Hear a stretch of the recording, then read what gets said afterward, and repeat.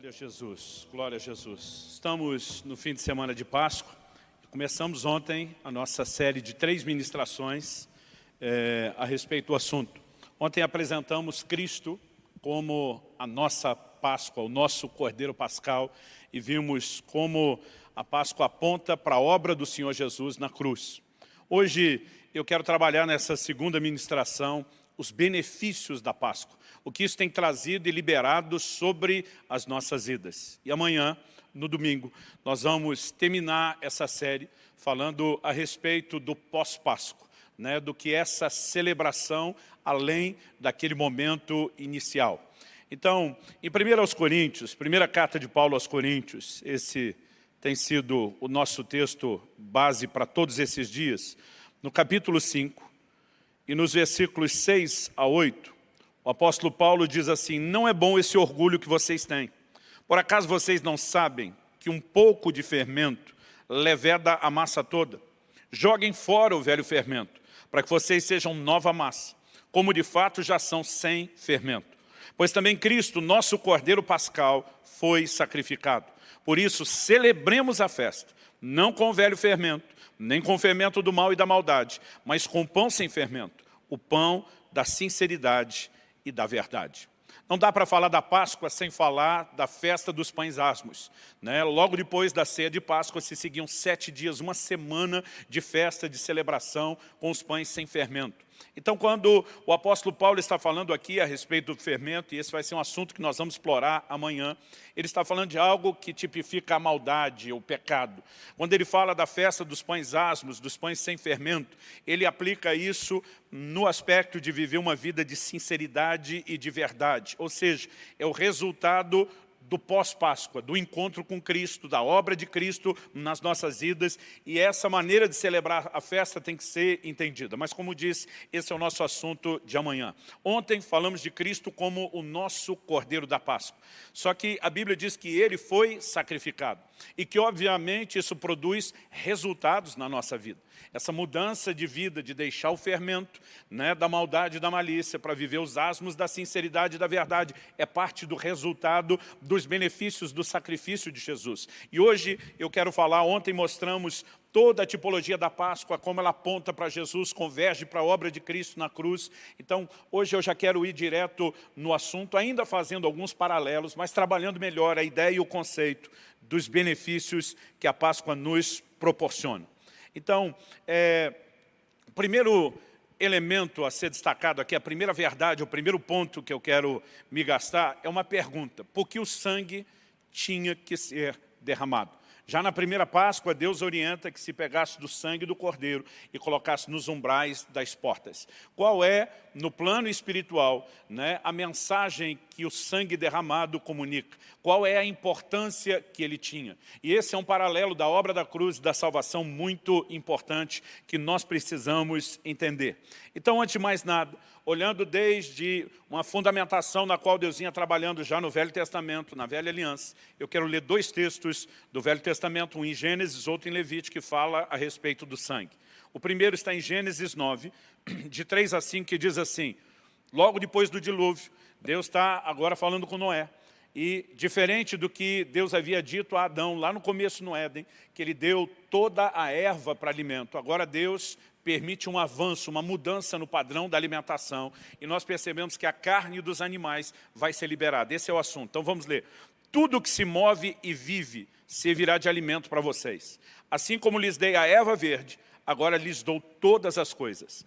Carne, porém, com a sua vida, isto é, com seu sangue, vocês não devem comer. Certamente requererei o sangue de vocês, o sangue da vida de vocês, de todo animal, o requererei, bem como do ser humano. Sim, de cada um requererei a vida do seu semelhante. Eu estou lendo esse texto de Gênesis 9, porque essa é uma afirmação e uma declaração de Deus antes da lei de Moisés.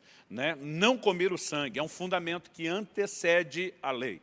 Depois, na lei de Moisés, nós temos uma repetição dessa instrução, que se encontra em Levítico 17, de 10 a 12. O texto diz: qualquer homem da casa de Israel ou dos estrangeiros que peregrinam entre vocês, que comer sangue, contra ele me voltarei e o eliminarei do seu povo. A sustentação dessa proibição continua. Qual é o argumento, a razão da proibição? O texto diz, porque a vida da carne está no sangue. Eu tenho dado a vocês sob o altar para fazer expiação pela vida de vocês. Porque é o sangue que fará expiação pela vida. Portanto, tenho dito aos filhos de Israel, nenhum de vocês comerá sangue, nem o estrangeiro que peregrina entre vocês o comerá. Quando chegamos no Novo Testamento, na Nova Aliança, poucas dessas preocupações que se tinham no Velho Testamento foram transmitidas no início da conversão dos gentios. Enquanto havia uma disputa se eles tinham que se circuncidar ou não, há um concílio que se reúne em Jerusalém e a conclusão que eles chegam não apenas é que a salvação é pela graça, mas que poucas coisas deveriam ser comunicadas de forma literal. E naquela primeira instrução, é lógico que as epístolas depois viriam trazer ainda instruções melhores, ampliadas, detalhadas, mas a primeira instrução é que ele se guardasse da carne sufocada e do sangue. As duas coisas, na verdade, são uma só e eu já vou explicar. Que eles se guardassem dos ídolos e da prostituição. Então, esses 4 mandamentos claros do Velho Testamento são passados para o Novo Testamento de forma literal e imediata. Então, o que era a carne sufocada? Quando um animal era morto, o sangue tinha que ser derramado. Eles não poderiam cozinhar, por exemplo, o animal no seu próprio sangue. Nós no Brasil aqui temos a cultura aí da galinha ao molho pardo, sarapatel, alguns desses pratos onde se cozinha com sangue. A orientação bíblica é que não se coma sangue, não importa a cultura do país, não importa o que seja, e se você não tinha conhecimento disso, é muito importante saber que essa restrição continua. Então a carne sufocada é aquela que foi cozinhada sem o derramamento do sangue. E a outra ordem de não comer sangue é independente de estar ou não na carne, não poderia se consumir. A razão que Deus dá, a vida está no sangue, e a razão do sacrifício de animais com derramamento de sangue, estabelecido desde o Velho Testamento, é porque a vida do animal, representada no sangue do animal por ele derramado, falava da substituição de um dia a vida de Cristo sendo derramada por nós. Então, nós precisamos entender essa simbologia da Páscoa, porque o primeiro benefício que nos toca diz respeito ao sangue do Cordeiro, derramado por Jesus. Quando Jesus se apresenta publicamente no início do seu ministério, João Batista, seu precursor, aponta para ele e diz, eis o Cordeiro de Deus, que tira o pecado do mundo. Assim como os animais eram mortos no Velho Testamento e o sangue derramado para fazer expiação pelo pecado, há um paralelo que claramente converge para Jesus e a Bíblia mostra que ele ocuparia esse lugar. Então, Hebreus, capítulo 9, verso 22, diz que sem derramamento de sangue não há remissão de pecados. Nós precisamos entender, normalmente o nosso conceito simplifica a ideia, eu pedi perdão, Deus me perdoa. Mas a razão pela qual o perdão é oferecido é porque a expiação foi feita, um sacrifício foi feito que nos substituiu, então o perdão se torna possível. E nós precisamos entender que ao derramar seu sangue, ao entregar sua vida, Jesus estava pagando uma conta que nós não poderíamos pagar. Deus disse desde o início para o homem, no dia em que você pecar, certamente morrerá. A Bíblia diz, ela claramente aponta para isso, o salário do pecado é a morte. A consequência do pecado é que a morte era exigida. No entanto, se nós fôssemos morrer pelos nossos pecados, nós teríamos uma complicação eterna. Porque, embora houvesse a necessidade da vida ser derramada por conta do pecado, isso não resolveria a nossa situação. Nós, morrendo em pecado, ainda que tentando quitar a conta aqui na terra, estaríamos eternamente perdidos. Isso coloca o homem numa situação complicada, a ponto de no Salmo 49, a palavra de Deus fazer uma afirmação que nós só vamos entender a importância, o peso e o cumprimento dela, quando a obra de Jesus é claramente revelada. No Salmo 49, eu vou ler do 7 ao 9, a Bíblia diz assim, ao irmão, verdadeiramente ninguém o pode remir, nem pagar por ele a Deus o seu resgate, pois a redenção da alma deles é caríssima, e cessaria a tentativa para sempre. Ninguém poderia nem resolver o seu problema, nem o do próximo, porque todos estávamos em pecados. E morrer em pecado significaria selar uma condição de perdição eterna. Essa é a razão pela qual Jesus precisa vir como o Cordeiro que nós apresentamos na mensagem de ontem. Ele é que nos substitui. Ele foi gerado sem pecado, ele viveu sem pecado, ele era o único que poderia entregar a sua vida. né? Jesus não tinha a sua vida requerida pelo preço do pecado como nós temos. Ele diz, eu, de mim mesmo, voluntariamente dou a minha vida. Ninguém pode tirá-la de mim. É por isso que Jesus morre a hora que Ele quer. O Novo Testamento nos mostra que tentaram prendê-lo, tentaram matá-lo antes da cruz e não puderam. E a Bíblia diz porque não era chegada a sua hora.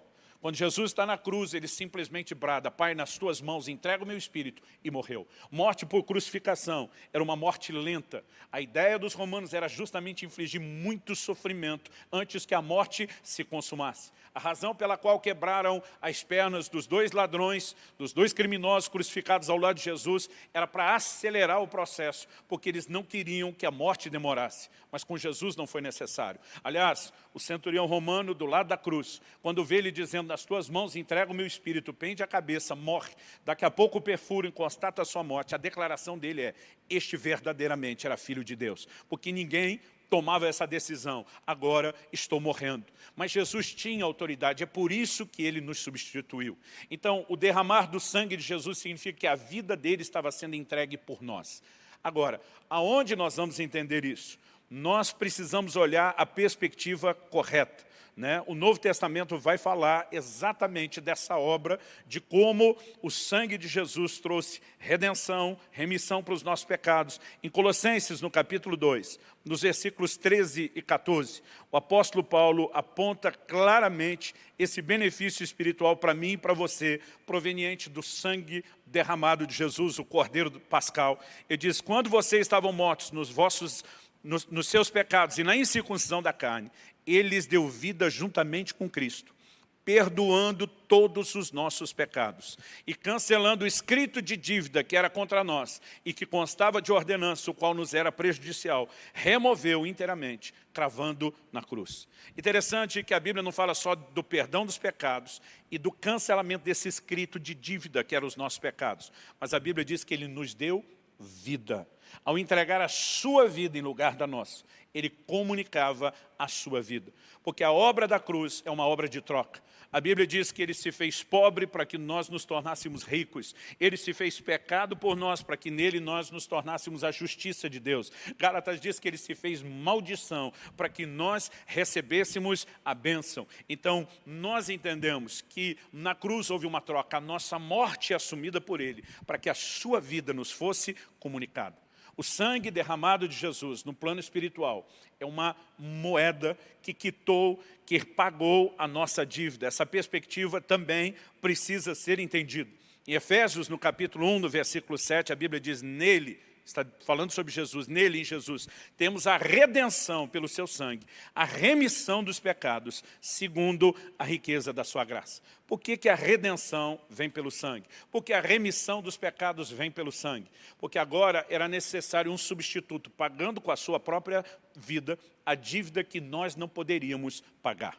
Desde o início, quando o homem peca lá no Jardim do Éden, tenta produzir, ele percebe a sua nudez, ele tenta produzir a sua própria roupagem. A Bíblia diz que o homem fez folhas, com folhas de figueira, vestes para si de uma árvore, Deus não aceitou. E a Bíblia diz que Deus fez novas vestes, né, de um animal, pele de um animal. Isso significa que nós temos o primeiro animal sendo morto. O primeiro sacrifício imediatamente acontecendo depois do pecado. Isso tudo apontava para a obra que Jesus faria em nosso lugar.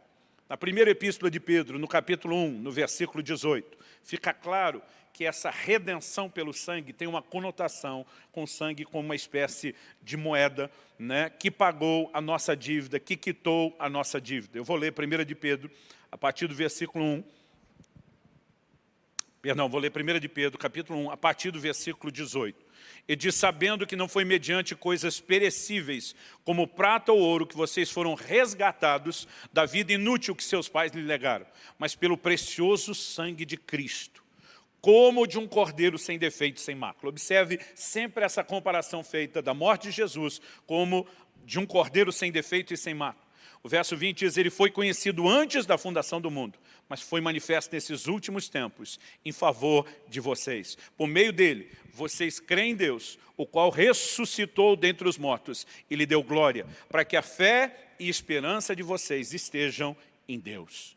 Há, obviamente, uma comparação de que o resgate, E quando falamos de redenção, nós precisamos entender que na Bíblia isso é o resgate de uma propriedade. O homem é estabelecido por Deus nessa terra como propriedade de Deus. Quando peca, ele se sujeita à autoridade do diabo. Segundo de Pedro, capítulo 2, verso 19, diz: quem é vencido em algo se torna escravo daquele que o vence. Quando o homem cede à proposta do pecado, ele agora passa a estar debaixo da autoridade de Satanás. É por isso que a Bíblia mostra em Colossenses 1,13 que Deus nos arrancou do império das trevas. Ele vem reaver, readquirir a sua propriedade perdida. E isso só foi possível pelo derramar do sangue de Jesus. Mas a ideia de redenção, de resgate, quando uma propriedade tinha sido perdida, é que ela precisava ser comprada de volta mediante o pagamento da dívida. Então, quando Jesus vai à cruz, ele cancelou um escrito de dívida. Isso é apresentado na Bíblia, na figura, na alegoria de uma transação comercial. E quando ele pagou e quitou a nossa dívida, ele nos adquiriu novamente para Deus. Então, precisamos entender que o sangue não fala só de perdão, mas de compra, de resgate. Aonde isso nos coloca? Isso significa que, a partir de então, nós nos tornamos a propriedade de Deus. Em Apocalipse, no capítulo 5, nos versículos 9 e 10, nós temos uma declaração num cântico de adoração fantástico, né? A palavra de Deus diz o seguinte: e cantava um cântico novo dizendo: digno és de pegar o livro e de quebrar os seus selos, porque foste morto, e com teu sangue compraste para Deus. Observe a frase compraste. E com teu sangue compraste para Deus os que procedem de toda tribo, língua, povo e nação, e para o nosso Deus os constituístes reino e sacerdotes, e eles reinarão sobre a terra. A adoração dos céus, em reconhecimento à obra de Jesus, é que Ele, com seu sangue, nos comprou para Deus. Então, ao dar a própria vida, derramar seu sangue, nos substituindo, pagando a nossa dívida, Ele não só perdoou pecados, Ele não só quitou a dívida, mas Ele nos comprou.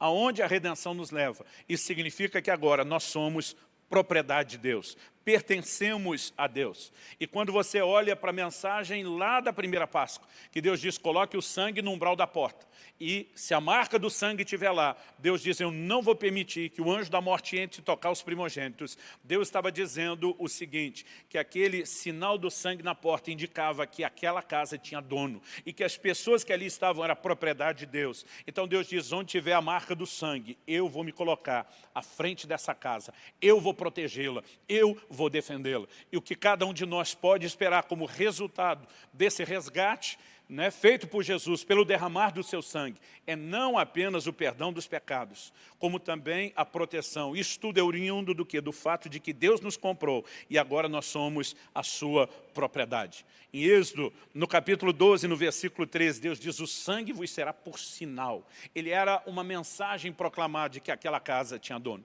É por isso que hoje podemos entender que o sangue de Jesus, né, nos dá a capacidade de viver debaixo de proteção em relação aos ataques do reino das trevas e nos permite ter vitória sobre o diabo e o reino das trevas. Apocalipse 12, 12, falando do diabo, diz assim: eles o venceram. Fala dos santos vencendo o diabo. Eles o venceram pelo sangue do Cordeiro, pela palavra do seu testemunho e porque não amaram as suas vidas até a morte. O sangue de Jesus nos garante vitória sobre o reino das trevas, porque nós fomos arrancados de lá pelo pagamento dessa moeda do sangue. Ao falar do sangue, nós estamos mandando uma mensagem no reino espiritual, que esse sangue que nos limpou, que nos purificou também, é um selo de propriedade, que diz que nós pertencemos a Deus. Impossível falar dos benefícios da Páscoa sem reconhecer o derramamento do sangue e as consequências que ele produziu na nossa vida. Mas, repito, do que mera e simplesmente pecados perdoados, né? Nós fomos resgatados, comprados por Deus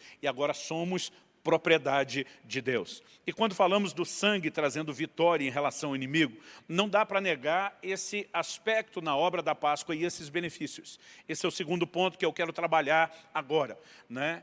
A ação de Deus na Páscoa contra o inimigo. Na primeira Páscoa nós vemos que Deus fere não só o Egito com pragas, mas ele também destrói depois Faraó e o seu exército quando ele sai em perseguição.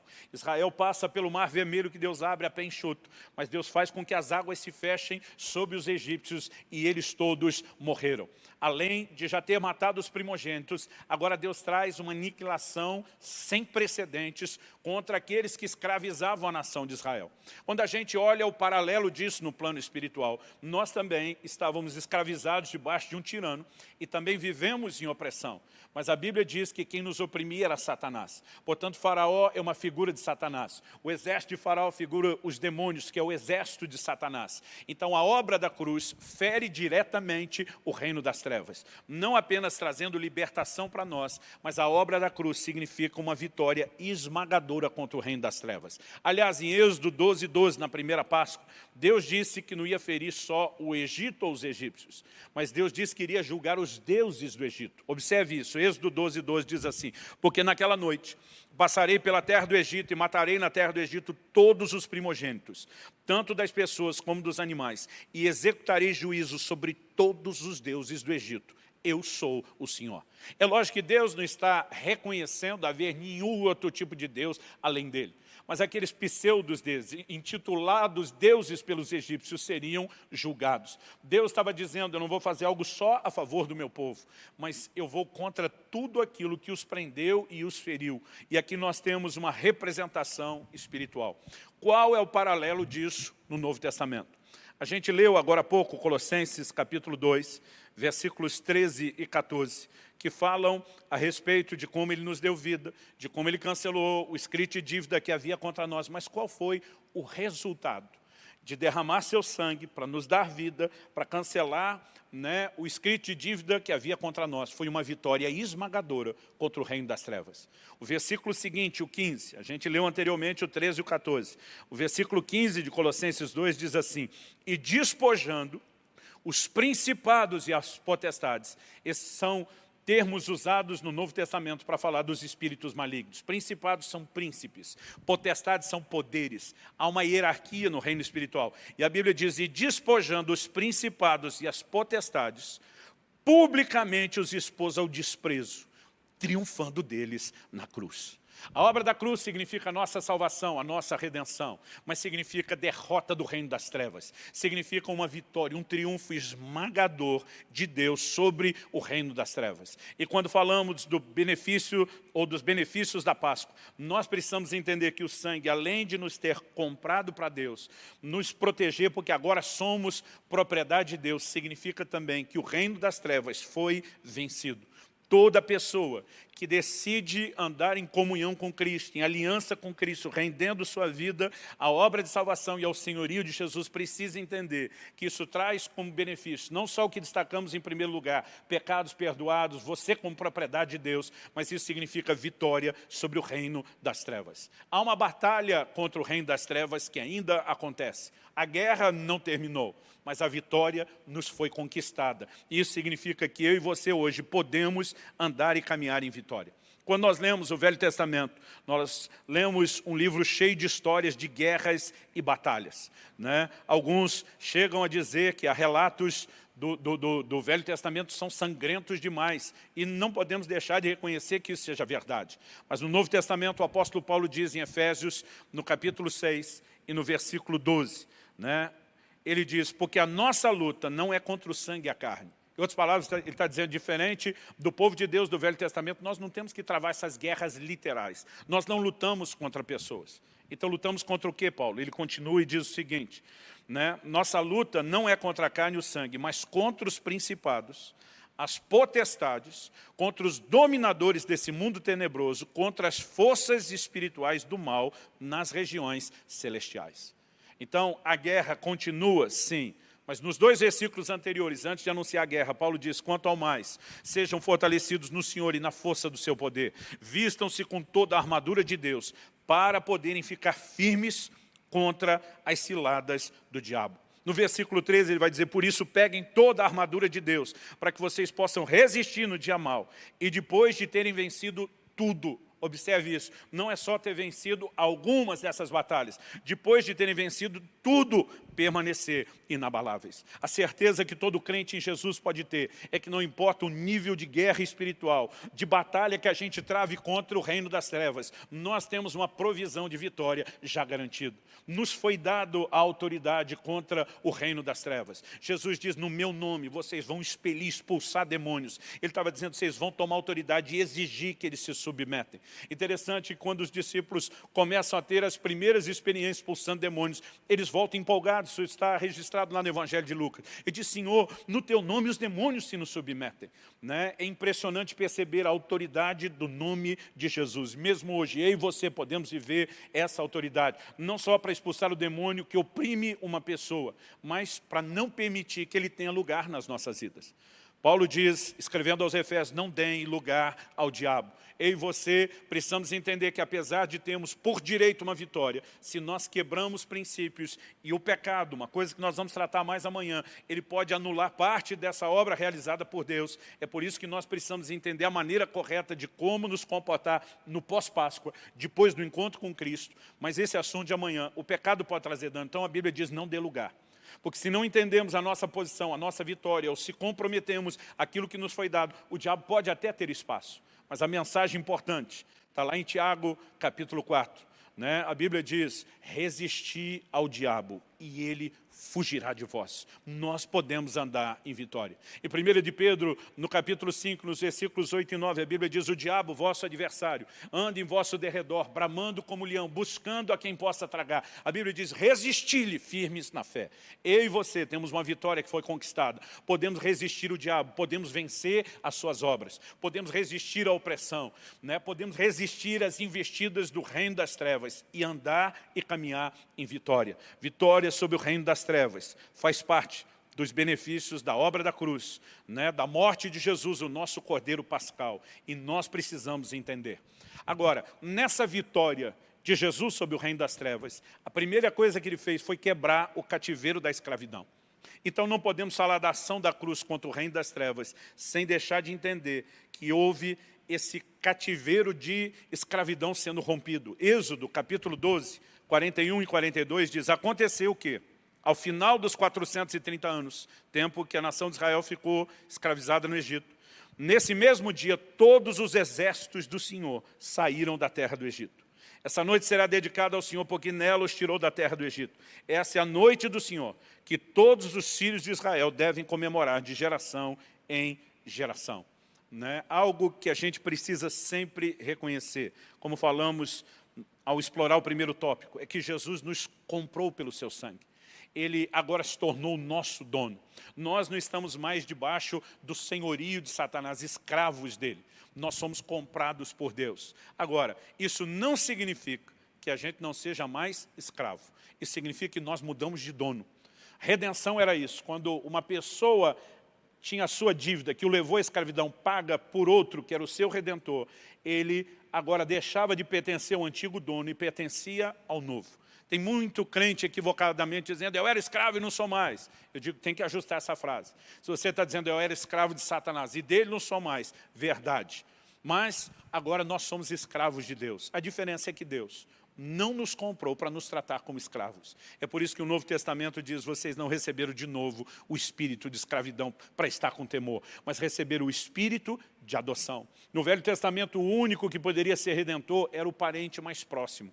Por quê? Ele não compraria aquela pessoa que estava, por conta de uma dívida, né, escravizado, como uma mera transação comercial para tratá-lo como escravo. Nem valeria o preço a ser pago.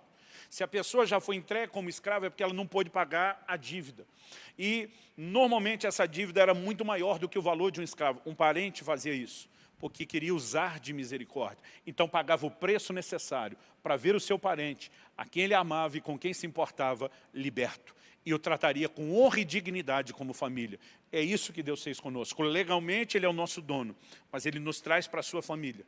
Ele nos dá o espírito de adoção e diz, vou tratá-los como filhos. A obra da cruz quebrou a força de propriedade que o diabo tinha sobre nós, o direito dele de nos escravizar. Portanto, nós precisamos ter um posicionamento de fé. A partir do momento onde começamos a andar em Cristo e dizer, eu não aceito nada que pertencia à escravidão da velha vida. Não importa se estamos falando de vícios, não importa se estamos falando de pecados que nos prenderam, de hábitos terríveis, nós podemos ser livres de todo o cativeiro que um dia nos prendeu. Essa é a obra e o benefício da cruz. E você que tem entregue a sua vida em Jesus precisa entender, acreditar, aplicar fé nisso, para que você viva a sua libertação completa. eu quero te encorajar a, nesse momento, ter um posicionamento de fé diante da exposição da palavra de Deus e dizer, eu não vou me dobrar à escravidão. Gálatas 5:1 diz, não se coloquem de novo debaixo de um mesmo jugo de escravidão. Em outras palavras, não deixe que aquilo que te prendeu um dia volte a te prender, porque você foi livre. A Bíblia diz, para a liberdade Cristo nos chamou, e nós podemos andar em liberdade plena. Liberdade da opressão do reino das trevas, liberdade de toda e qualquer forma de corrente ou prisão. Quando Jesus se apresenta publicamente no início do seu ministério, ele diz, o Espírito do Senhor está sobre mim, porque me ungiu para abrir a porta da prisão aos presos, para libertar os cativos. Foi isso que ele veio fazer. Então não aceite ficar dentro da prisão. Observe que Jesus não veio te arrancar da prisão, ele veio abrir a porta. Quem tem que levantar e sair é cada um de nós. É a nossa responsabilidade aceitar a libertação que ele oferece e decidir viver nesse lugar. Então Deus quebrou a força de aprisionamento que o reino das trevas tinha contra a minha e a sua vida. E quando eu e você entendemos isso, podemos nos posicionar em fé e viver essa nova vida de liberdade para a glória de Deus. Em terceiro e último lugar, eu quero explorar aqui algumas bênçãos decorrentes dessa primeira noite de Páscoa, que aconteceu na vida do povo de Israel. Eu quero que a gente veja o paralelo que isso tem para com as nossas próprias vidas. Então eu quero destacar aqui 4 bênçãos específicas que se manifestaram imediatamente na nação de Israel, logo depois, deles celebrarem a primeira Páscoa. Em Êxodo, no capítulo 12, que é o grande capítulo da Páscoa, da primeira Páscoa comemorada na ocasião da libertação da nação de Israel do Egito, a Bíblia diz, os filhos de Israel fizeram conforme a palavra de Moisés. E Moisés, por sua vez, foi instruído por Deus. Os filhos de Israel fizeram conforme a palavra de Moisés e pediram aos egípcios objetos de prata, objetos de ouro e roupas. E o Senhor fez com que o seu povo encontrasse favor da parte dos egípcios, de maneira que esses lhe davam o que pediam. E o texto termina dizendo assim, e despojaram os egípcios. A primeira coisa que nós podemos reconhecer que Deus concede a eles antes de eles saírem para a jornada é uma provisão sobrenatural. A Bíblia não diz que os egípcios apenas tiveram dó, a Bíblia não diz que foi apenas algo meramente natural, mas a Bíblia diz que o Senhor fez com que eles encontrassem favor. E quando a Bíblia usa o termo despojar os egípcios, fala de um volume extraordinário naquilo que receberam. Nós precisamos entender que o sacrifício de Cristo nos permite também viver provisão sobrenatural. Eu não quero enfatizar aqui riqueza, mas provisão. Filipenses capítulo 4, versículo 19. O apóstolo Paulo diz, e eu gosto demais dessa declaração, aliás, eu tenho uma paixão por esses milagres de provisão. Filipenses 4, 19 diz, e o meu Deus, segundo a sua riqueza em glória, há de suprir em Cristo Jesus cada uma das vossas necessidades. Estamos em dias de grande desafio. A recessão econômica que vem seguindo essa crise de saúde do coronavírus talvez possa alcançar níveis sem precedentes. E nós precisamos entender que a despeito de circunstâncias difíceis, nós podemos viver sustento e provisão sobrenatural. As mesmas declarações que os santos do Velho Testamento podiam fazer, como no Salmo 23:1, o Senhor é o meu pastor, nada me faltará. Eu e você podemos fazer, ainda declarando que Ele vai suprir nossas necessidades segundo as suas riquezas em glória. Isso é benefício da Páscoa, da morte do Cordeiro, e é meu e seu direito, vivemos provisão sobrenatural. Jesus diz, vosso Pai cuida de vocês. Vocês têm valor aos olhos dele, mais do que as aves, mais do que os lírios que ele está cuidando. E nós precisamos entender esse lugar que nós temos diante de Deus e o direito de viver o sustento e a provisão de forma sobrenatural. O segundo benefício, eles passaram a experimentar não só a provisão dos céus, mas houve direção divina, direção. Deus sai à frente do seu povo, guiando eles nessa nova jornada. Então, Êxodo 12, capítulo que estamos dedicando tempo esses dias, diz no versos 21 e 22, o Senhor ia diante deles durante o dia, numa coluna de nuvem, para os guiar pelo caminho. Vou repetir a frase, para os guiar pelo caminho. Durante a noite, numa coluna de fogo para os iluminar, a fim de que caminhassem de dia e de noite. A coluna de nuvem nunca se afastou do povo durante o dia, nem a coluna de fogo durante a noite. Quando eles tinham que caminhar de noite, já não poderiam ver a coluna de nuvem. Então ela se transformava numa coluna de fogo. Mas Deus ia à frente e eles se moviam de acordo com ela. Êxodo, capítulo 40, versículos 36 e 38, diz assim: quando a nuvem se levantava de sobre o tabernáculo, os filhos de Israel seguiam adiante em todas as suas jornadas. Se a nuvem, porém, não se levantava, não seguiam adiante, até o dia em que ela se levantava. De dia a nuvem do Senhor repousava sobre o tabernáculo, e de noite havia fogo nela, à vista de toda a casa de Israel, em todas as suas jornadas. Quando a nuvem se mexia, eles sabiam, é hora de também nos mexermos. Quando a nuvem parava, eles sabiam, é hora de pararmos. Na direção onde ela ia, eles iam. No momento em que ela se movia, eles se moviam. Houve direcionamento. E o que eu e você precisamos entender é que logo depois da Páscoa, de celebrar Cristo, começa a nossa jornada. E se há algo que eu e você podemos acreditar que está à nossa disposição, é liderança de Deus nessa caminhada. Romanos capítulo 8, versículo 14 diz que os que são guiados pelo Espírito de Deus são filhos de Deus. Eu e você podemos buscar viver uma vida debaixo da liderança de Deus. Obviamente precisamos de rendição. Tem muito crente tentando sair na direção que quer sem esperar a nuvem se mover. O Novo Testamento nos mostra que nós não podemos agir assim. No livro de Tiago, nós vemos ele declarando, né?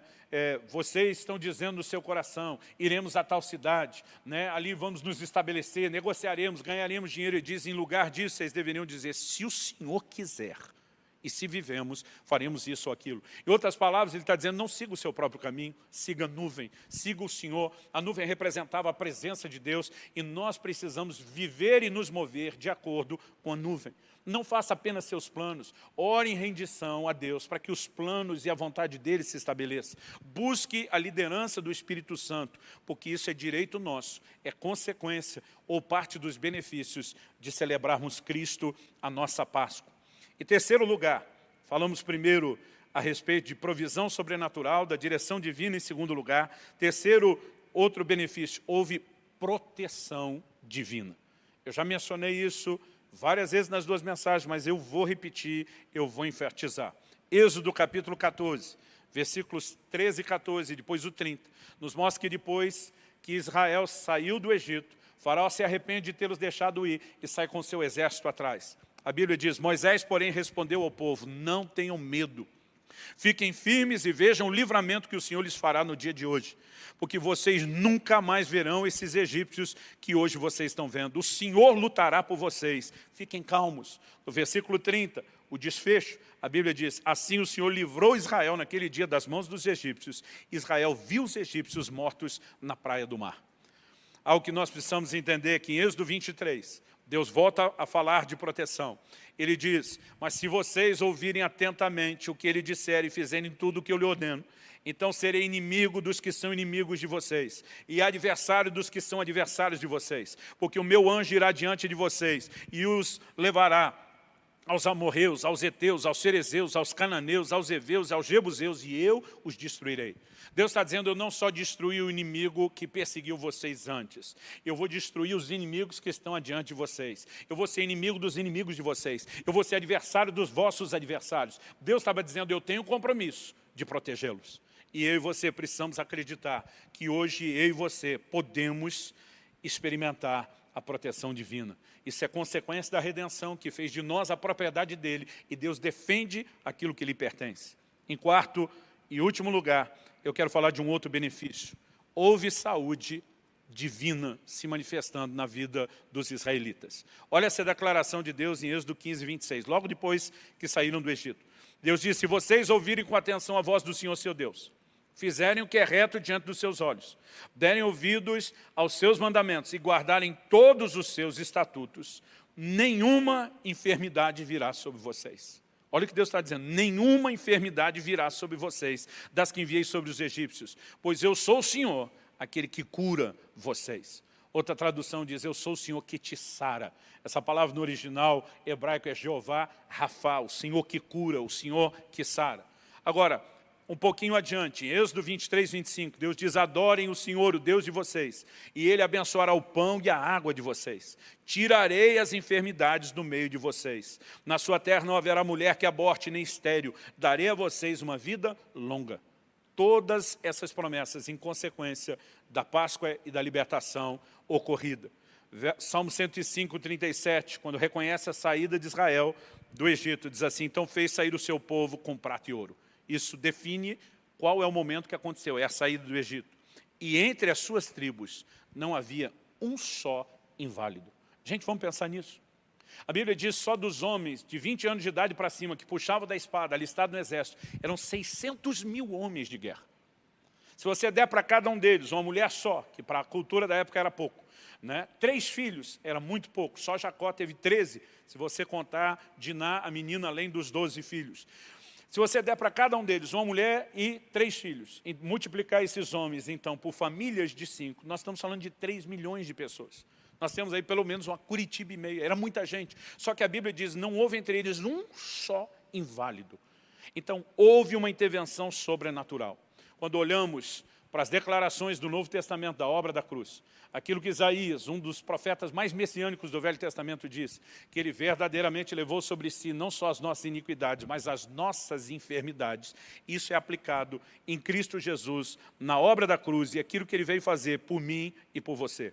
O apóstolo Pedro, ele faz essa declaração no Novo Testamento, e diz em 1 de Pedro, capítulo 2, verso 24, carregando ele mesmo em seu corpo sobre o madeiro os nossos pecados, para que nós, mortos para o pecado, vivamos para a justiça.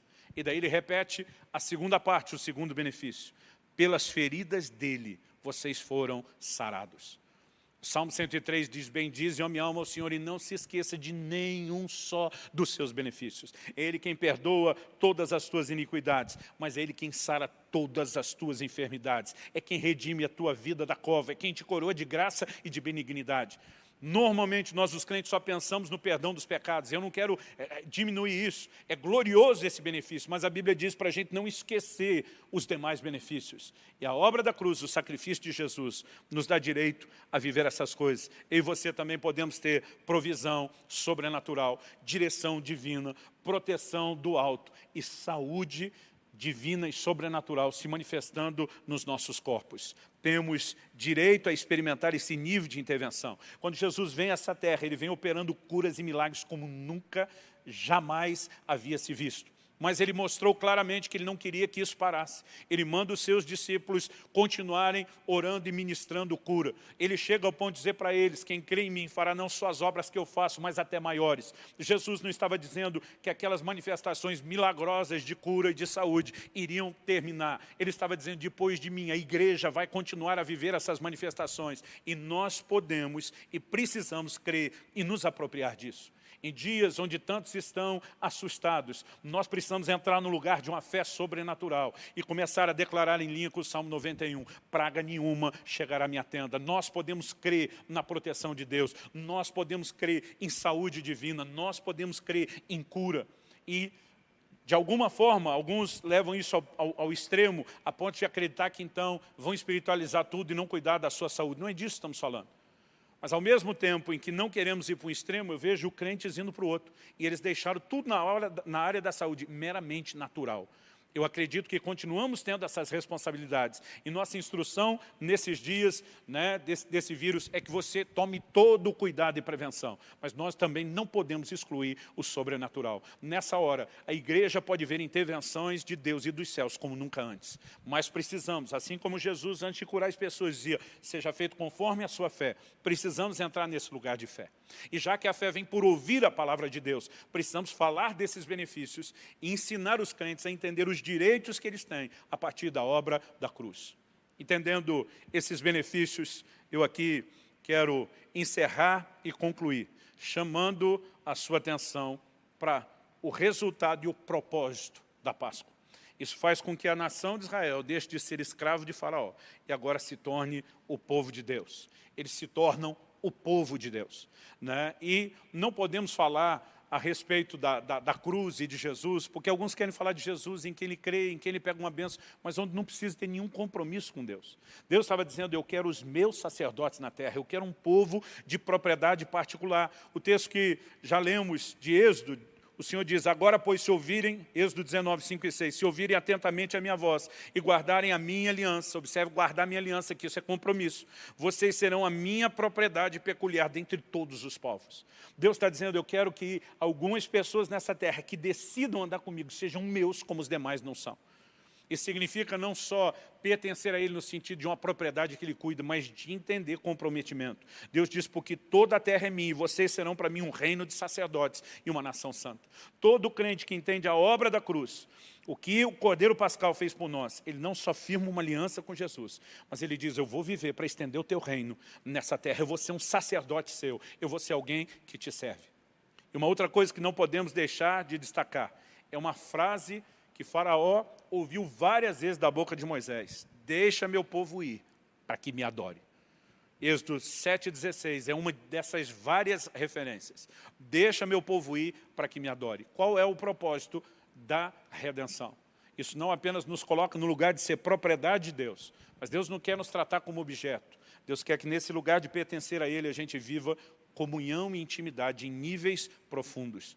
Quando eu olho para o paralelo do Novo Testamento, nós vemos exatamente a repetição das mesmas coisas. Em 1 de Pedro 2,9, nós lemos, vocês, porém, são geração eleita, sacerdócio real, nação santa, povo de propriedade exclusiva de Deus. Para quê?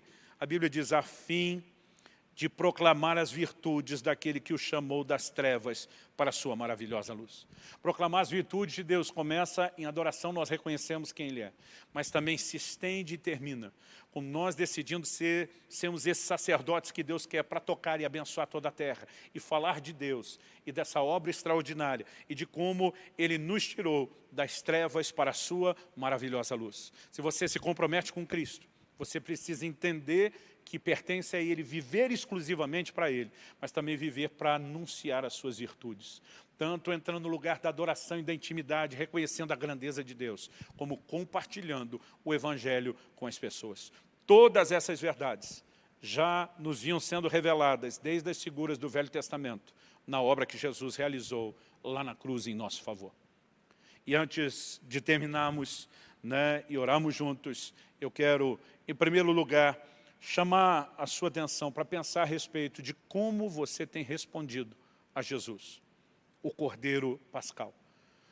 Você tem se apropriado da morte dele. Mencionamos na palavra anterior que quando eles colocavam o sangue nos umbrais da porta, ele está dizendo, o Cordeiro que representa Cristo foi imolado, o sangue que representa a vida dele para a nossa redenção foi vertido. Mas ao pegar daquele sangue e colocar na sua casa, a pessoa está dizendo, aquilo que é uma provisão universal, eu me aproprio no nível pessoal. E se você ainda não fez essa apropriação, eu quero desafiar você a fazer isso agora mesmo. O convite de ontem, anunciamos também que a Bíblia diz que era para comer a Páscoa naquela noite, não podia deixar para depois. Quando nós falamos de receber Cristo, a ideia sempre bate no hoje, nunca no amanhã. Paulo escreve aos Coríntios e diz, hoje é o dia aceitável, hoje é o dia da salvação. Hebreus 3,15 diz, se hoje ouvides a sua voz, não endureça o coração.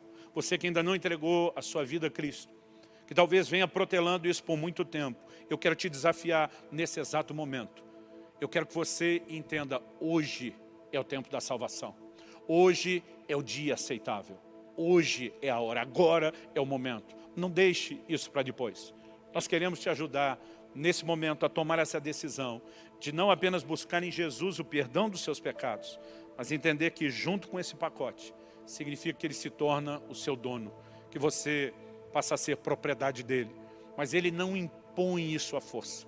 Isso só pode se tornar real e verdadeiro na minha e na sua vida, se nós acreditamos no que ele fez e decidimos nos render àquilo que ele fez por cada um de nós. Talvez você que esteja assistindo, já um dia tomou essa decisão de servir a Cristo, mas por razões que não cabe aqui especular, ou tentar enumerar, você tenha se afastado, se desviado de Jesus, do Evangelho. Nesse momento, eu quero fazer um apelo a você para que se reconcilie, volte para Jesus. Assim como naquela parábola do filho pródigo, havia um pai todos os dias, olhando, espiando pelo caminho se o filho voltaria. Deus que te ama, Ele continua te aguardando, Ele continua te esperando. E se hoje você tomar a decisão Diferente da primeira decisão estúpida daquele filho pródigo de se afastar. Se você tomar a decisão sábia que ele tomou depois de retornar, você será recebido pelo Pai com festa na casa. Nesse momento eu creio que o Espírito Santo está falando ao coração de pessoas que precisam de reconciliação. E eu quero te desafiar a fazer isso agora mesmo. Não deixe para depois. Hoje é o dia. Hoje é o tempo aceitável. E como Jesus fala a respeito de confessá-lo, não apenas crer, mas a Bíblia diz que com o coração se crê para a justiça e com a boca se faz confissão para a salvação. No coração nós cremos que Ele não só morreu por nós, mas ressuscitou dentre os mortos. Mas é importante verbalizar isso. No reino espiritual você sacramenta o direito legal de Deus sobre a sua vida. Quando além de crer no coração, confessa com a boca. Então, há esses dois tipos de pessoas. Os que precisam entregar sua vida a Jesus pela primeira vez, os que precisam voltar para Ele. Eu quero ajudar você a fazer essa confissão e essa declaração. Se você é tocado pelo Espírito de Deus, entendendo e respondendo ao chamado e ao convite que Deus te faz agora, quer entregar sua vida a Jesus, vou pedir duas coisas. A primeira, que você faça essa oração que eu vou fazer agora e repita comigo. A segunda, se você permitir que a gente ajude nessa decisão, nós temos aí um link, né, no rodapé do vídeo, onde você pode entrar e ter acesso a um formulário mostrando que você está assumindo essa decisão. A ideia de sabermos da sua decisão, entrarmos em contato com você para te ajudar nessa nova fase. Se você não mora próximo da nossa igreja ou de uma das nossas igrejas, nós vamos mobilizar outras igrejas para fazer contato com você. Você pode ou digitar esse texto, né, esse link está embaixo, ou você pode usar o QR Code que está na tela, né, pelo celular, e você vai ser automaticamente transferido para esse link, né, enquanto continua assistindo esse tempo, né. Faça isso depois. Em primeiro lugar, nós vamos fazer a oração, né, vamos fazer essa confissão. Então, se você puder, não sei o ambiente onde você está assistindo, se você puder, repita isso em voz alta. Se por alguma razão você estiver limitado na questão do barulho, né, fale isso em voz baixa, mas verbalize isso. Eu vou falar de forma pausada para que você possa repetir depois de mim, né? Se você, de forma honesta e sincera, consegue acreditar naquilo que eu estou falando para fazer disso as suas palavras, então repita depois de mim. Diga assim: Senhor Jesus, eu reconheço hoje a minha condição de pecador, mas reconheço em Ti o Salvador e o Redentor. Eu te agradeço por ter dado a sua vida por mim. Eu te agradeço pelo sacrifício que foi feito pela minha vida. E nessa hora, eu me arrependo dos meus pecados. Eu renuncio à minha vida passada de envolvimento com o mundo e o pecado. E eu decido hoje, eu decido entregar o controle da minha vida nas tuas mãos. Eu faço de você o meu Senhor. Eu reconheço o seu direito de ser o meu dono, porque o Senhor um dia me comprou pelo teu sangue derramado na cruz. E nessa hora eu me submeto a Ti e eu recebo, pela fé, o perdão dos meus pecados. Eu recebo o meu direito de ser filho na família de Deus. Eu declaro que, de acordo com a Tua palavra, eu me torno uma nova criatura. As coisas velhas passam hoje e tudo se faz novo. A partir de hoje, eu entro em aliança com Jesus e eu viverei uma nova vida. Eu invoco o nome de Jesus e a salvação plena que há nesse nome. Amém. Pai, eu oro por cada uma dessas pessoas que acabaram de fazer essa confissão. Eu oro que o poder do Teu Espírito Santo as envolva nesse exato momento. Eu oro que toda prisão maligna seja quebrada e desfeita na autoridade do nome de Jesus. Eu quebro agora toda a autoridade do reino das trevas contra qualquer uma dessas pessoas e as declaro libertas, livres na presença de Deus. Declaramos um novo começo. Oramos que a graça do Senhor os envolva, que a ação e a liderança do Teu Espírito Santo se manifeste e que eles passem a experimentar essa nova vida, o sobrenatural de Deus, em nome de Jesus. Aleluia. Glória a Deus. A Bíblia diz que quando um pecador se arrepende, há festa nos céus. Estamos nesse formato de cultos online durante o período de isolamento social, né? E não podemos reproduzir nesse momento a festa que gostamos de fazer quando todo o nosso povo está reunido e as pessoas vêm à frente tomar essa decisão. Mas é importante que você saiba que nesse momento há muitos dos seus irmãos de uma grande família que você não conhece se regozijando pela sua decisão. Os céus estão em festa e agora você pode se tornar parte dessa família festiva. Se você puder, ao tomar essa decisão, preencha essa ficha. Isso vai nos permitir te ajudar. Que Deus te abençoe ricamente. Nós vamos encerrar com mais um momento de canção e celebração a Deus por essa bendita Páscoa que é Cristo Jesus, nosso Senhor, e o que Ele fez por nós. E vamos tomar posse daquilo que Ele tem nos disponibilizado. Eu creio que ainda antes dessa reunião encerrar, você pode experimentar um toque, uma intervenção de Deus na sua vida. Talvez você precise de cura, talvez você precise de vitória numa área específica. Enquanto celebramos Cristo, nosso Cordeiro Pascal, e os benefícios da sua morte, algo pode ser experimentado e vivido. Então faça isso de todo o coração. Amanhã, continuamos com a terceira e última palavra da série, falando do pós-Páscoa e a festa que se segue. Deus te abençoe. Feliz por poder servi-los da mesa do Senhor. Eu tenho uma palavra de Deus para compartilhar com você. Eu quero convidar você a abrir sua Bíblia no Evangelho de Mateus, no capítulo 4. E nós vamos ler do verso 1 até o verso 10. Mateus capítulo 4, de 1 a 10. O texto sagrado diz: a seguir Jesus foi levado pelo Espírito ao deserto para ser tentado pelo diabo. E depois de jejuar 40 dias e 40 noites teve fome. Então o tentador, aproximando-se, disse a Jesus: se você é o Filho de Deus, mande que essas pedras se transformem em pães. Jesus, porém, respondeu: está escrito, o ser humano não viverá só de pão, mas de toda a palavra que procede da boca de Deus. Então o diabo levou Jesus à cidade santa e colocou-o sobre o pináculo do templo e disse: se você é o Filho de Deus, jogue-se daqui, porque está escrito, aos seus anjos ele dará ordens a seu respeito, e eles o sustentarão nas suas mãos para que você não tropece em alguma pedra. Jesus respondeu: também está escrito, não ponha à prova o Senhor seu Deus.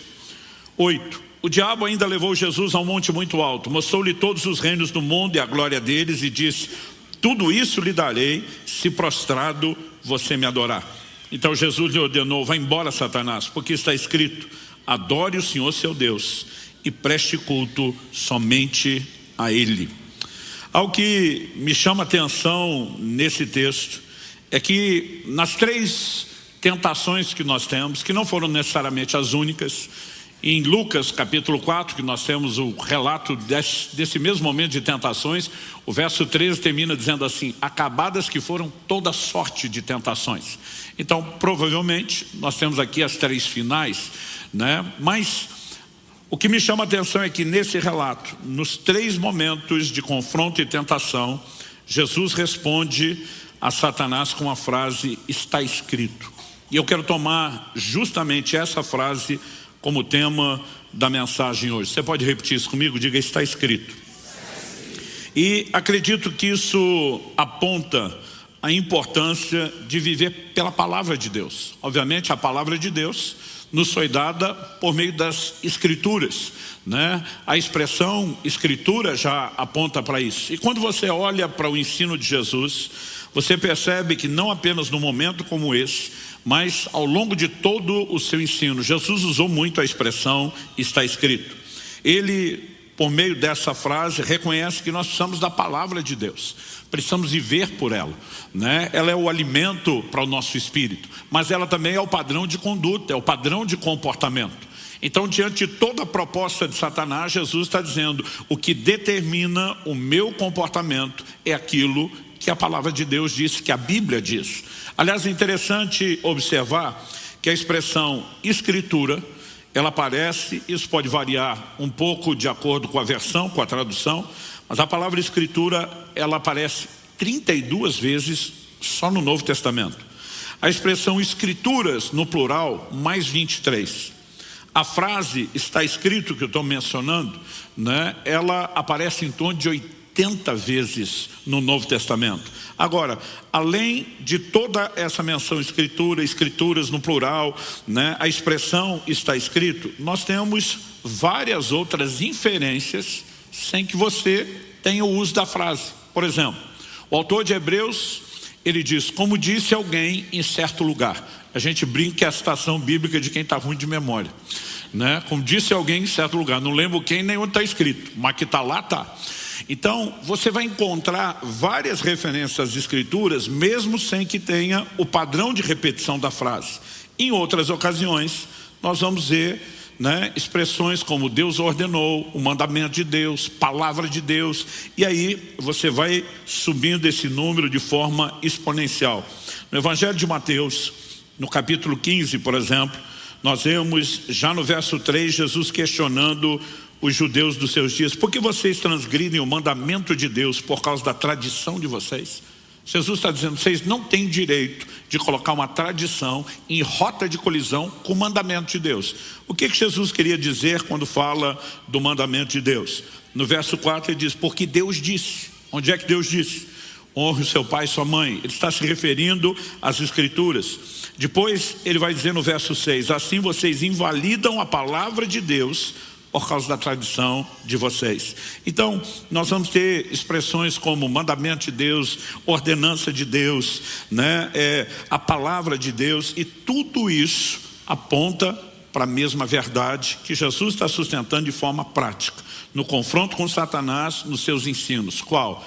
Nossa vida é guiada, é regida pela palavra de Deus. Ela não é apenas o nosso código de fé, ela também é o código de conduta, ela é a determinação do que cremos, ela estabelece os limites, os parâmetros da nossa fé, e é muito importante que a gente possa compreender isso. Mas eu acredito que de tempos em tempos é importante que a gente seja não só instruído, mas lembrado, né, de que a autoridade desse livro, tão importante a ponto de Jesus dizer, tudo o que eu faço está dentro dele. A autoridade desse livro, que é quem interpreta a si mesmo, né? Eu gosto dessa frase que eu ouvia meu pai dizer muito, é a Bíblia que explica a Bíblia. Quando Jesus responde à primeira tentação de Satanás dizendo, está escrito, o diabo entra na próxima tentação, por que é que você não pula do pináculo do templo? E aí o diabo vai dizer, porque está escrito. Aos seus anjos dará ordem a teu respeito, para que te guardem todos os teus caminhos, né? Qual é a resposta de Jesus? Jesus diz, também está escrito. Quando ele volta com também está escrito, ele não estava dizendo que o diabo citou um texto errado.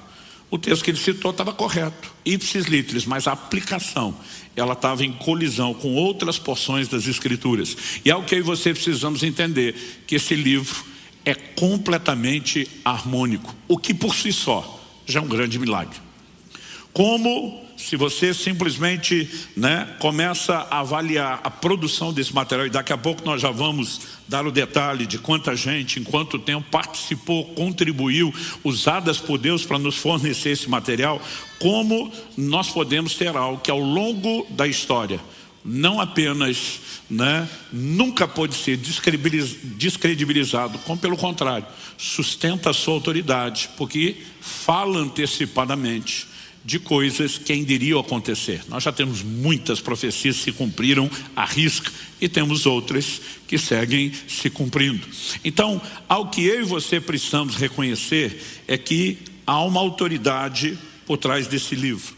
E essa autoridade é a sua inspiração divina. Você pode dizer amém? Então, quando eu pergunto se pode dizer amém, você pode dizer posso ou não posso. Eu não tinha pedido para vocês falar amém, estou brincando, vamos lá. E 2 Timóteo, é que normalmente eu tenho que pedir 2 vezes, vocês responderam tão rápido, tão intenso, que eu fiquei até impressionado. Segunda carta de Paulo a Timóteo, no capítulo 3, nos versos 16 e 17, ele diz assim, toda a escritura é inspirada por Deus e útil para o ensino, para a repreensão, para a correção, para a educação na justiça, a fim de que o servo de Deus seja perfeito e perfeitamente habilitado para toda boa obra. Eu vou pedir de vez em quando, só para efeito didático, que você repita algumas frases comigo. Então, o início desse verso 16, você pode repetir comigo? Diga, toda a escritura é inspirada por Deus Então, gente, para nós o importante não é só reconhecer Escritura inspirada, mas toda Escritura é inspirada por Deus. Então, olhamos para esse livro e reconhecemos a inspiração divina. E de vez em quando eu tenho pessoas que me abordam, que questionam, mas o livro foi escrito por homens. Eu digo, é lógico, não foi Deus que desceu, escreveu com o seu dedo, como fez com as primeiras, 2 tábuas de pedra que ele confiou a Moisés. Mas, embora ele tenha levantado e usado pessoas, a Bíblia nos mostra que foram pessoas inspiradas por Deus. Na segunda epístola de Pedro, no capítulo 1, nos versos 20 e 21, a Bíblia diz assim: primeiramente, porém, saibam que nenhuma profecia da Escritura provém de interpretação pessoal, porque nunca jamais qualquer profecia foi dada por vontade humana. Entretanto, homens falaram da parte de Deus, movidos pelo Espírito Santo. Então, se puder, repita comigo: falaram da parte de Deus, movidos pelo Espírito Santo. Então, nós temos uma participação, obviamente, dos homens que foram inspirados, como diz Paulo a Timóteo, movidos pelo Espírito Santo, como diz Pedro. Mais de 40 pessoas estão entre o grupo de escritores, num período de mais de 1.500 anos, de culturas, línguas, profissão, formação, status sociais completamente diferentes. Me diga qual a probabilidade estatística de um grupo de gente desconhecida, de lugares e épocas e culturas e formação tão diferentes, produzir um material tão harmônico. Outro dia alguém estava comentando comigo que no museu, se não me engano é o do Louvre, existe um volume gigantesco de livros armazenados. Não estão lá para ser acessados ou lidos como uma biblioteca. Estão lá só como um lembrete. São livros que ao longo dos séculos foram desacreditados. Teorias que foram comprovadas estar erradas. E todo esse volume estaria lá, segundo a pessoa compartilhou, só como um lembrete de que o conhecimento é progressivo, de que a gente não deveria tomar algumas coisas como absoluto. Pensa num livro que nunca vão botar lá. As Escrituras, a Palavra de Deus. Ao longo dos séculos, foi o livro mais atacado, perseguido, nunca pôde ser descredibilizado. Então, quando a gente olha, nós reconhecemos que a autoridade por trás do livro é a própria inspiração divina. Outro dia alguém falou, não, pastor, olha, eu até creio em Jesus, mas esse negócio de crer na Bíblia toda não dá. Falei, então não dá para crer em Jesus. Primeiro, porque é a própria Bíblia que fala de Jesus. Então, se ela não é confiável, por que a informação que você tem sobre Jesus seria? Falei, além disso, mesmo que você diga, não, eu tenho uma experiência com o próprio Jesus. Aí você olha para o fato de que ele validou as Escrituras. Jesus reconheceu os livros do Antigo Testamento, denominando-os de Escrituras. Em João, no capítulo 5, no verso 39, diz, examinais as Escrituras, porque julgais ter nelas a vida eterna, e diz, são elas que dão testemunho a respeito de mim. Jesus não só diz que por meio das Escrituras nós acessamos e encontramos a vida eterna, mas nós chamamos isso na teologia de convergência bíblica. Toda a Escritura aponta para a pessoa e a obra de Cristo. Quando você olha para o próprio ensino de Jesus, ele deixou claro, não existe a possibilidade de viver ou experimentar salvação sem isso. No episódio lá de Lucas 16, de 27 a 31, quando a Bíblia fala a respeito do rico e do Lázaro, e o rico depois de morto está implorando a Abraão, dizendo, pai, eu te peço que você mande Lázaro à minha casa paterna, para que ele dê testemunho. Meus irmãos precisam ouvir isso a fim de que não venham para esse lugar. Jesus diz que a resposta foi, eles têm Moisés e os profetas, ouçam-nos. Em outras palavras, a Escritura já foi dada para que eles possam crer. Esse é o meio através do qual Deus fala. Esse é o meio através do qual Deus se revela. Esse é o meio através do qual Ele dá testemunho. Esse é o meio pelo qual a própria fé pode ser gerada nos ouvintes. E ele diz, não, mas se alguém for dentre os mortos, eles vão se arrepender, vão se deixar convencer. A resposta é, se não ouvem Moisés e os profetas, também não se deixarão convencer, mesmo que alguém ressuscite dentre os mortos. A base e o fundamento da fé, da revelação, do entendimento de tudo que Deus tem, parte das Escrituras. E se você olhar o ensino de Jesus, ele validou não só as Escrituras de uma forma geral, mas quando faz referência aos personagens das histórias bíblicas. Detalhe, inclusive aquelas que alguns de nós ficamos olhando, mas será que na história da carochinha? Jesus fala, outro dia falou para mim, não pastor, eu creio assim na Bíblia quase toda, mas negócio de Adão e Eva não dá para engolir, né? Eu falei, Jesus falou sobre Adão. Se você não puder validar isso, ignore a pessoa de Jesus. Outro dia falou, não pastor, eu só tenho dificuldade com Noé.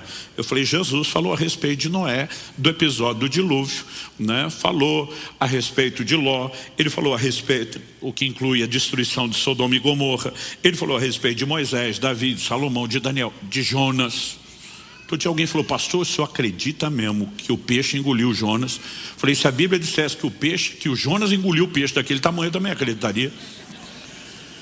Então, você simplesmente não pode olhar para Jesus, os seus ensinos, e ignorar que ele fundamentou, baseou tudo por meio da própria Escritura. Interessante que até na forma de ensinar, Jesus tocava as pessoas dos seus dias a partir de uma perspectiva e entendimento que eles tinham, inclusive da divisão das Escrituras. Em Lucas, no capítulo 24, no verso 44, a Bíblia nos mostra Jesus, depois da ressurreição, falando a uns discípulos e diz, a seguir Jesus lhes diz, são essas as palavras que eu lhes falei, estando ainda com vocês.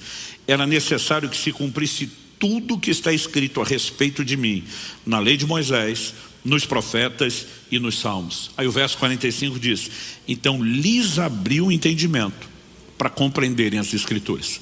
Ele, além de trazer explicação, fundamentação, apontando texto a texto, ele os ajuda a ter a compreensão de como tudo aquilo apontava para ele. Mas o curioso é que ao usar essa expressão, o que está escrito a respeito de mim, na lei de Moisés, Pentateuco, os 5 primeiros livros, nos profetas e nos salmos, ele está falando da ordem em que os livros do Antigo Testamento eram dispostos para os judeus, que é diferente da que nós temos hoje. Então, eles foram armazenados dessa forma, de maneira que os salmos, os livros poéticos, que para nós hoje estão no meio do Antigo Testamento, para eles estavam no fim. Até o agrupamento, a forma de dividir, ele faz questão de observar isso. Interessante, inclusive que em outros ensinos, por exemplo, num deles, em Mateus no capítulo 23, no verso 35, Jesus fala assim, para que recaia sobre vocês todo o sangue justo derramado sobre a terra, desde o sangue do justo Abel até o sangue de Zacarias, filho de Baraquias, a quem vocês mataram entre o santuário e o altar. Outro dia alguém perguntou, falou, pastor, o Abel nós sabemos quem é, mas quem é o tal do Zacarias, filho de Baraquias? Esse registro está em 2 Crônicas 24. Na disposição dos livros, junto com os salmos, alguns desses livros históricos estavam agrupados por último.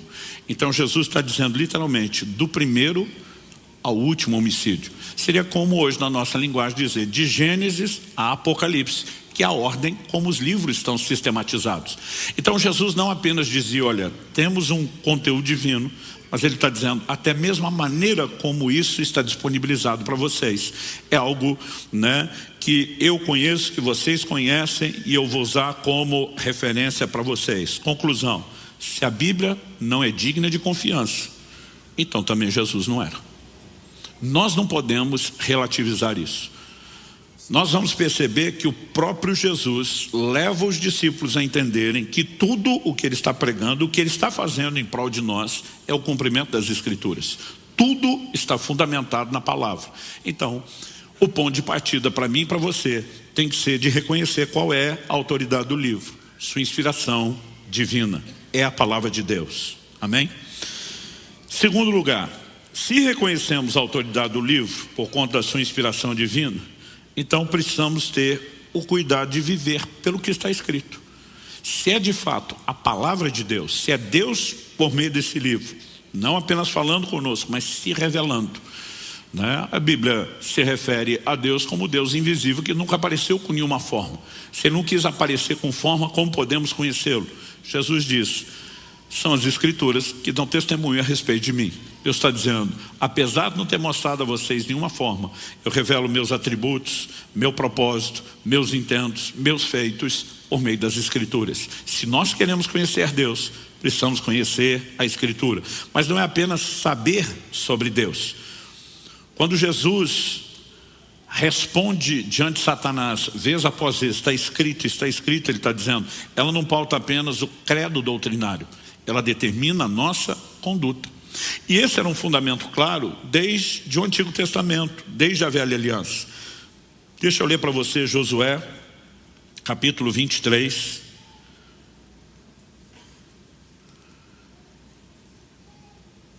E o verso 6. Eu creio que isso resume bem essa fala. Ela é muito repetida ao longo da Bíblia. Eu quero tomar um texto que expresse isso com clareza. Portanto, esforcem-se muito para guardar e cumprir tudo o que está escrito no livro da lei de Moisés, para que dela não se afaste, nem para a direita, nem para a esquerda. Esforcem-se muito. Ou seja, nós precisamos falar de um cuidado, de um zelo, de uma dedicação. Esforcem-se muito para quê? Para guardar e cumprir tudo que está escrito no livro da lei. Você pode repetir isso comigo? Diga, esforcem-se muito para guardar e cumprir tudo que está escrito no livro da lei. Então, essa sempre foi a mentalidade que pautou a construção da nossa fé. O próprio Jesus, ao anunciar o Evangelho, Hebreus capítulo 2, verso 3, nos diz que a salvação foi anunciada inicialmente por Nosso Senhor e continuada depois pelos que a ouviram. Ou seja, o que os apóstolos fazem é dar continuidade à mensagem que Jesus pregou. Na verdade, todos os detalhes do Evangelho que eu e você temos, foram uma ordenança do próprio Jesus. Quando você olha, por exemplo, para o final do Evangelho de Lucas, no capítulo 24, o Senhor os comissiona a pregar. Verso 46, disse-lhes, assim está escrito que o Cristo tinha de sofrer, ressuscitar entre os mortos no terceiro dia, que em seu nome se pregasse arrependimento para a remissão de pecados a todas as nações, começando em Jerusalém, e diz, vocês são testemunhas dessas coisas. Para esse grupo a quem Jesus está se dirigindo, Atos capítulo 1, verso 4, diz que depois da ressurreição, verso 3, perdão, o texto diz, depois de ter padecido, Jesus se apresentou vivo aos seus apóstolos com muitas provas incontestáveis, aparecendo-lhes durante 40 dias e falando das coisas relacionadas com o reino de Deus. Apesar de nós termos o relato de uma aparição aqui e outra ali, a Bíblia diz por 40 dias antes de ser assunto aos céus, o Senhor aparece, fala das coisas do reino de Deus, calibra essa liderança a respeito da mensagem a ser pregada. Quando você vê o apóstolo Paulo, que não era parte desse grupo, converte depois, mas para quem Jesus apareceu várias vezes, ele vai em momentos como da ceia dizer, porque eu vos entreguei o que também recebi. Ele não estava naquela ceia quando Jesus falou, mas ele disse, eu vou entregar para vocês o que eu recebi do Senhor, que na noite em que foi traído. Ou seja, toda essa mensagem inicialmente anunciada por Jesus, continuada depois pelos apóstolos, era baseada onde? Ela era fundamentada no ensino bíblico, na palavra de Deus, em tudo aquilo que estava escrito. Eu mencionei agora Lucas 24, mas se você voltar um pouquinho, você vai perceber que toda a conversa de Jesus ali em Lucas 24, depois da ressurreição com os discípulos, é fundamentar, é pautar isso por aquilo que a Bíblia diz. Ele olha para os discípulos com os quais ele está conversando ali a caminho de Emaús, e o verso 25 a 27 diz assim, então ele lhes disse, como vocês são insensatos e demoram para crer em tudo que os profetas disseram. Não é verdade que o Cristo tinha de sofrer e entrar na sua glória? A Bíblia diz, e começando por Moisés e todos os profetas, explicou-lhes o que constava a respeito dele em toda a Escritura. Então, a cautela, o cuidado de Jesus de mostrar toda a fé de vocês, a mensagem de vocês, a salvação, a minha obra, está fundamentada naquilo que a palavra de Deus diz. Isso precisa gerar em mim e em você o mesmo zelo, a mesma resposta, o mesmo cuidado de viver pelo que está escrito. Amém? Em primeira carta de Paulo aos Coríntios, no capítulo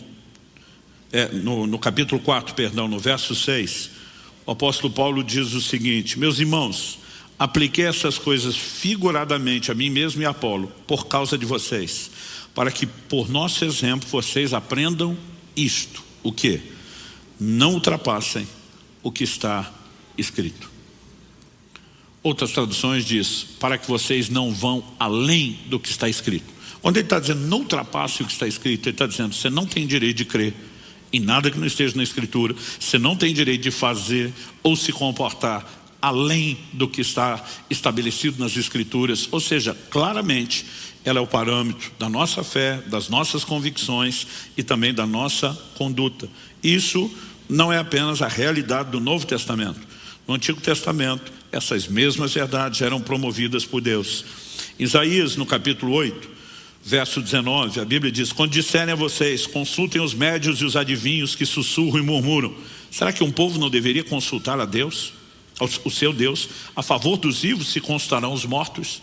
Aí diz assim, verso 20, a lei e ao testemunho, se eles não falarem segundo essa palavra, jamais verão a luz do alvorecer. Então Deus diz, em vez de consultar os mortos, o seu povo tem que consultar o seu Deus. Como se consulta Deus? A lei, ao testemunho. As expressões, como a própria Escritura, né, era chamada e referida. Ou seja, o tempo todo, né, havia esse cuidado, esse zelo. Tudo tem que passar pelo crivo das Escrituras. Em Atos, no capítulo 17, no verso 11, a Bíblia diz que o apóstolo Paulo sai de Tessalônica, depois de ter pregado, agora vai para Bereia.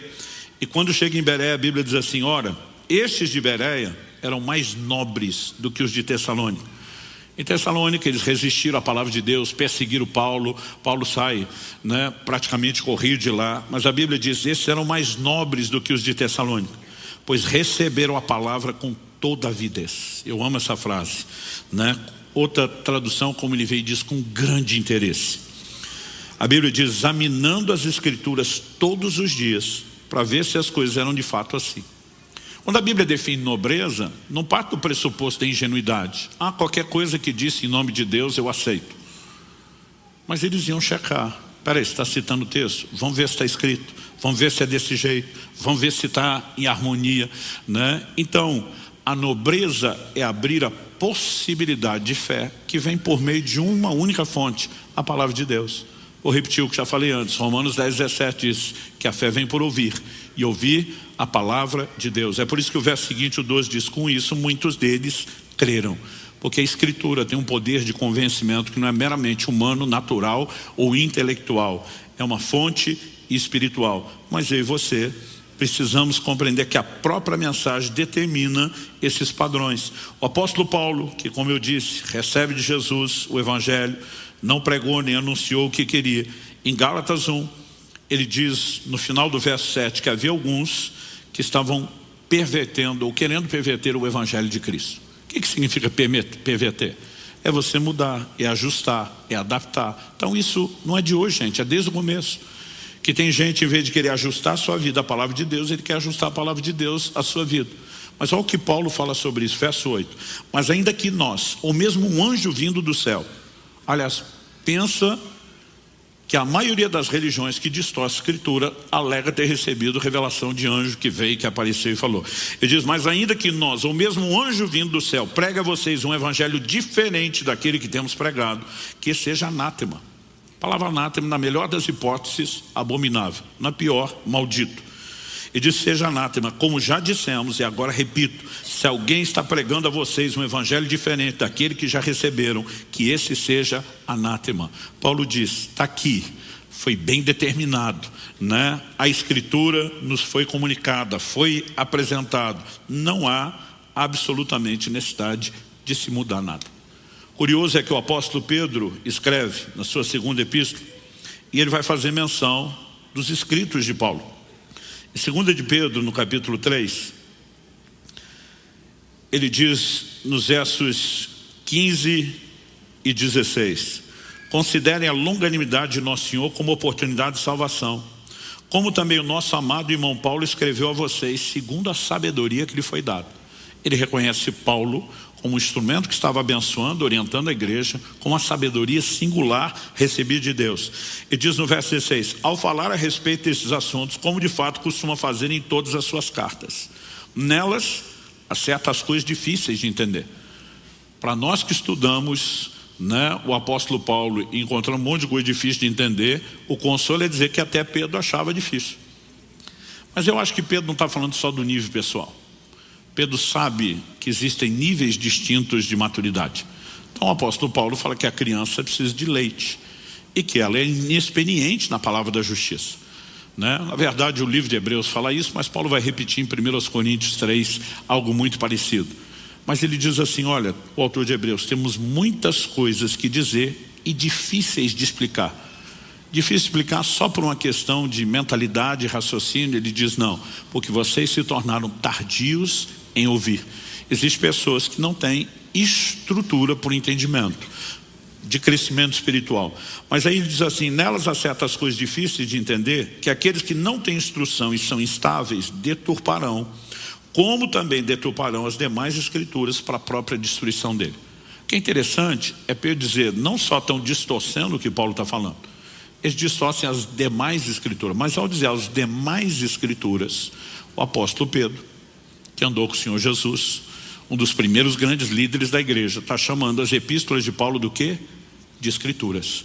Ou seja, já nos dias dos apóstolos, eles reconheceram que além de toda a fundamentação, né, que as próprias cartas de Paulo tinham em cima do Velho Testamento, elas eram parte das escrituras, e ele estava dizendo, a gente tem que andar nelas e não pode deturpá-las. Aonde isso deve nos levar? A um cuidado, a um zelo, né? Zelo este que foi, não vou dizer restaurado, mas que volta a ser promovido na época da Reforma Protestante. A igreja, espiritualmente falando, entra em declínio, negocia verdades ao longo da história, mas a partir da Reforma Protestante, uma, né, das ênfases, das teclas nas quais se batia, eles falam muito das 5 solas, sola escritura, somente a escritura. O que nós cremos é aquilo que a palavra de Deus diz. Agora, em terceiro e último lugar, se reconhecemos o que eu falei em primeiro, a autoridade do livro, que vem da inspiração divina e é a palavra de Deus. Se isso gera em mim e em você o cuidado de dizer, não, nós só podemos viver, crer naquilo que está escrito. Então, terceiro e último lugar, para viver pela palavra, nós temos que conhecê-la. Isso significa o quê? Que todos nós temos uma responsabilidade de conhecer a Escritura. Em Mateus 22, 29, Jesus diz, errais, não conhecendo as Escrituras. Toda pessoa que não conhece a Bíblia vai errar no comportamento, vai errar no credo, vai errar nas convicções. Porque se não estamos de posse da revelação que Deus oferece, certamente nos faltará algo e haverá equívoco, seja nas nossas crenças, seja no nosso comportamento. Então, como podemos fazer? Na verdade, não é nem só como, o que eu e você devemos fazer. Há uma determinação bíblica, que na verdade é um imperativo, não é bem um hashtag fica a dica, né? Colossenses 3,16, que a palavra de Cristo habite ricamente em vocês. Outras traduções só dizem, habite ricamente em vós a palavra de Cristo. Ou seja, não só habite, mas ricamente. Você tem que estar cheio de Bíblia. Eu li uma ilustração no livro quando era ainda adolescente, honestamente não tenho certeza de que livro foi, mas o autor dizia que o crente tem que estar cheio de Bíblia, como uma esponja está cheia de água. Quando você pega uma esponja que está assim totalmente encharcada, onde você cutuca, sai o quê? Água. Transborda aquilo do qual está cheio. E ele dava um exemplo. Cada vez que o diabo tentou confrontar, tentar Jesus, resvalava nele, saiu o quê? Está escrito, está escrito, está escrito. Até porque a boca fala do que está cheio, o coração. E nós precisamos que a palavra de Deus habite ricamente em nós. Agora, não vai ser transferida por download automático, quando você dorme, por isso, osmose, nada disso. Isso significa que se está escrito, nós temos que ler. De vez em quando ouço um dizer, não gosto de ler. Eu digo, olha, tem um monte de coisa que você pode até dizer que não gosta, mas não dá para não fazer. E ler é uma delas. Mesmo que você não queira ler tudo, no mínimo tem que ler Bíblia. E nós precisamos aprender a importância de ler a palavra de Deus, de meditar nela e além, de estudar. Estudar a capacidade de sistematizar, de questionar, né, de poder enxergar o quadro maior além das afirmações isoladas. Então deve haver uma via de leitura bíblica que deveria ser diária. Antigamente as pessoas não tinham acesso à Bíblia como eu e você temos. Aí Deus diz no livro de Deuteronômio, o rei que se assentar no trono tem que ter uma cópia da lei. era luxo de poucos. Além dos sacerdotes que faziam cópias manuais, as pessoas não podiam cada um ter sua própria Bíblia. Mas Deus disse, quem vai governar o povo tem que ter. Por quê? Deus disse para que leia o livro da lei todos os dias da sua vida. Então não era uma determinação para todo mundo, quando ninguém tinha acesso. Agora, a partir da Revolução Gráfica de Gutenberg, quando a Bíblia se torna um livro popular, cai na mão do povo, né? Nós começamos lentamente a viver uma revolução. Hoje você não precisa nem de matéria impressa, você baixa download gratuito no telefone, aonde você quiser, nos seus dispositivos eletrônicos. Então assim, o acesso é muito fácil, mas nós precisamos valorizar, começando a leitura, depois partindo para a reflexão, mas tem que envolver estudo. Quando Jesus diz examinais as escrituras, ali está falando de estudo dedicado, minucioso. Então nós precisamos desse processo. E honestamente, eu fico olhando para muito crente que espiritualmente está desnutrido. A palavra é alimento para o seu espírito, a palavra é alimento para a sua fé, mas não abre Bíblia. E por mais que a gente seja uma igreja que dá ênfase e ensino aqui aos domingos, meu querido, você malemar vai sobreviver na sua fé só com 1 hora de ensino semanal. Aliás, quanto mais você lê e medita na palavra, melhor você pode agir com a nobreza dos bereanos. Vamos ver se realmente está lá. Vamos ver se as coisas realmente são assim. Então, nós temos que nos encher da palavra. Você pode dizer amém? Um dia alguém me perguntou, pastor, o senhor começou a estudar a Bíblia por causa do seu chamado para ensinar? Falei, não. Eu comecei a estudar a Bíblia porque eu queria viver. Eu queria experimentar. E depois, empolgado com o que eu estava experimentando, eu comecei a ter o desejo de repartir. Foi só lá na frente que eu entendi o chamado de Deus. Mas interessante que até sobre isso a Bíblia fala. Esdras capítulo 7, verso 10. Fala de Esdras, o grande sacerdote reformador do período pós-exílio de Babilônia. E a Bíblia diz, porque Esdras pôs no coração o propósito de buscar a lei do Senhor, cumpri-la, e ensinar em Israel os seus estatutos e os seus juízos. Então um propósito tríplice. Em primeiro lugar, buscar a lei do Senhor, tem que conhecê-la. Por quê? Porque senão não posso cumprir. Como é que eu vou praticar e viver pela palavra se eu não conheço? Mas além de buscar, agora que eu conheço, poder praticar, depois de viver, transbordar, ensinar, compartilhar. Então Deus quer que a gente busque, Deus quer que a gente viva a palavra, e Deus quer que a gente transborde a palavra. Nada disso será possível sem o primeiro passo do buscar. Eu vejo crentes às vezes com 10, 15, 20 anos de vida cristã que falam, não, eu nunca li a Bíblia de capa a capa. Eu digo, como assim? Como isso é possível? Porque simplesmente a pessoa olha, principalmente o livro impresso aquele tamanho, diz muita coisa, né? A menos que você entenda que pode parcelar. Quando meu filho Israel, de vez em quando eu conto essa história aqui, fez 6 anos de idade, não foi algo que a gente planejou. Eu dei para ele o que eu chamei de uma Bíblia de gente grande, porque antes disso a gente dava histórias ilustradas, resumidas, naquele nível que a criança consegue absorver. O dia que ele nasceu, eu dei de presente uma Bíblia inteira, versão integral, mas era uma versão mais difícil. Aos 5 anos de idade, minha esposa é uma pedagoga, começou a ensinar meus filhos a ler. Ou seja, quando Israel fez 6 anos, a leitura já era razoavelmente boa. Então, eu dei de presente para ele uma versão mais fácil. Se não me engano, era uma Bíblia Viva, não me lembro qual versão, mas uma versão sem muita palavra rebuscada, difícil. Falei, filho, agora você já pode ler Bíblia de gente grande, e esse vai ser o seu presente de aniversário. Ele olhou para mim e fez a pergunta, pai, o que eu preciso para ler a Bíblia em 1 ano? Eu nunca tinha exigido isso dele, mas talvez ele ouviu a gente fazer comentários na igreja. E eu falei, filho, vamos fazer a conta? A Bíblia tem 1189 capítulos. Dividido pelos 365 dias do ano, a conta dá 3,25. 3 capítulos e 1/4 de capítulo por dia. Falei, para controlar esse 1/4 é difícil. Então, primeiro eu dei uma orientação, depois achei melhor a segunda. Falei, de segunda a sexta, dia de aula, você lê 3 capítulos. Sábado e domingo, que não tem aula, você lê 4. E eu falei, se você fizer isso todo dia, acorda, a primeira coisa que você faz, está garantido você ler a Bíblia em 1 ano. Faltavam uns 15, 10 dias para ele completar o aniversário de 7 anos e terminou de ler a Bíblia a primeira vez. Se uma criança lê a Bíblia em 1 ano, não me diga que você não dá conta.